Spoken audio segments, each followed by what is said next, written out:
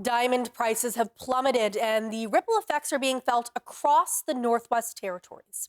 In 2024 alone, the Territories' 3 operating diamond mines lost hundreds of millions of dollars. According to Rio Tinto's 2024 financial statement, Diavik experienced a $127 million loss. Burgundy reported the Ekati mine lost nearly $95 million. And Gachokwe's minority stake owner, Mountain Province, reported an $81 million loss. These are partially due to the low price of diamonds over the past year, a price that remains low. According to Tenoris, a company that tracks diamond retail prices, the average cost of a 1-carat natural diamond peaked at $7,000 3 years ago. This Christmas, the price was $5,000. That's about a 27% fall.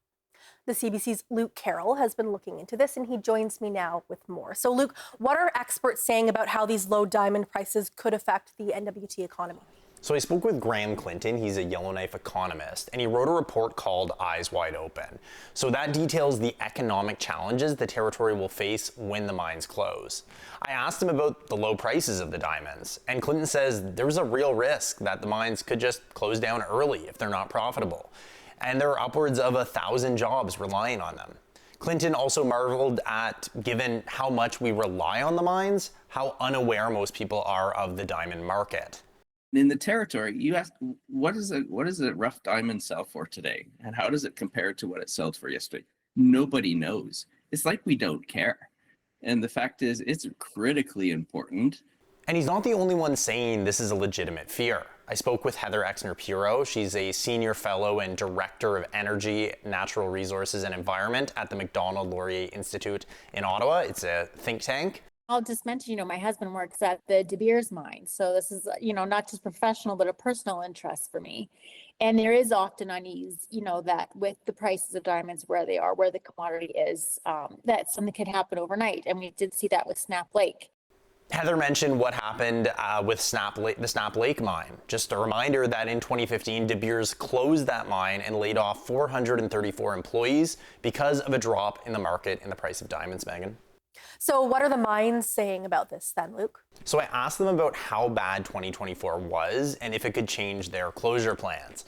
So Diavik is supposed to begin closing in early 2026. I got an emailed response from them that says part of the financial losses in 2024 were due to the tragic Fort Smith plane crash. They also blamed the end of surface level mining at the A21 open pit in 2023. They did not provide any real information about how they were necessarily responding to these low diamond prices or if it's making them think about closing early. The most they would say by email is, "We remain committed to operating at Diavik with safety as the main focus as we move towards closure." So the owner of Ekati, Burgundy, also responded to my request by email a bit more candidly. They said 2024 was extremely challenging due to the historic low rough diamond prices with no relief on costs. But they continue to say that they were optimistic about the future of Ekati well into the mid-2030s. I also reached out to Gachokwe's minority owner, Mountain Province, and the majority owner, De Beers, but I didn't receive a response by deadline. That mine is expected to begin its closure around 2030, Megan. Okay, so as we talked about before, the retail prices dropped by about 27% over 3 years. Do we know what's causing that drop? So there's a few factors for it. I spoke with a couple analysts about this subject. One of them is Paul Zimnisky. He's an independent diamond analyst based in New York. And he says lab-grown diamonds have been growing in the market from 1% 10 years ago to 20% right now. But there's been other issues. And then if we look more globally, China, which is the second largest consumer of natural diamond jewelry, that market has been hit heavily, I would say, over the last 12 to 18 months.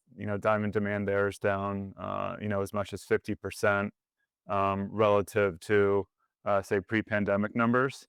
Now, I also spoke with Karen Costello, who is the executive director of the N.W.T and N.W.T Chamber of Mines, and she says the tariffs are something the mines are worried about. Now, Zimnisky says he actually doesn't think the tariffs will have too big of an impact. He says inflation could be harmful, obviously, but he thinks that countries will settle this and prices will remain. He also says there are some positive signs right now that prices might finally be going up. Now, Exner Piro, who's the Senior Fellow and Director of Energy, Natural Resources and Environment at the Macdonald-Laurier Institute, the think tank, she says even with the prices maybe recovering, the mines are going to be closing soon, whether it's this year or 10 years from now. And we don't have anything to replace them, Megan. Okay, thanks for all your work on this, Luke. Thanks for having me.